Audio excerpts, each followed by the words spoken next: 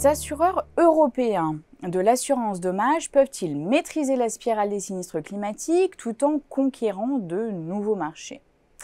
Estimé à près de 1000 milliards d'euros de primes non-vie collectées, le marché européen de l'assurance dommages est aujourd'hui confronté à une double pression.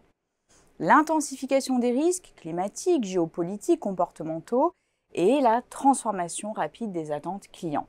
Si les grands marchés traditionnels, Allemagne, France, Royaume-Uni, Benelux, restent solides, ils sont désormais challengés par l'Europe centrale et orientale, portés par un fort rattrapage assurantiel, une sinistralité plus contenue et des perspectives de croissance encore importantes. Dans ce contexte, les assureurs doivent impérativement repenser leur positionnement. D'un côté, il faut simplifier et digitaliser la relation client. Les assurés exigent des parcours fluides, mobiles et personnalisés. De l'autre, il faut renforcer la maîtrise technique face à la dérive des coûts de sinistre, notamment climatiques, qui pèsent sur les ratios combinés.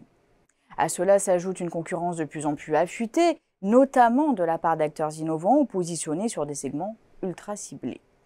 Dès lors, quelles sont les réelles perspectives de croissance pour le marché de l'assurance IARD en Europe à l'horizon 2030 ? Quelle stratégie les leaders mettent-ils en œuvre pour contenir la sinistralité, gérer la volatilité et capter la valeur dans un marché mature? Et quels sont les marchés les plus attractifs pour investir en Europe selon les critères de sinistralité, de densité assurantielle et de potentiel économique? Dans cette nouvelle étude de la collection European Business Insight, les consultants de Xerfi ont analysé en profondeur les performances financières des 15 plus grands groupes d'assurance non-vie en Europe, les mouvements de consolidation et les mutations en cours.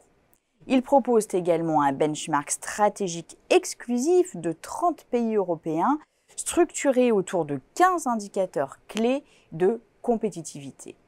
L'étude met en lumière les zones à fort potentiel de croissance et propose un panorama détaillé des innovations et des nouveaux usages. Pour des informations plus complètes sur cette analyse stratégique, vous pouvez télécharger le document de présentation qui se trouve à côté de la vidéo.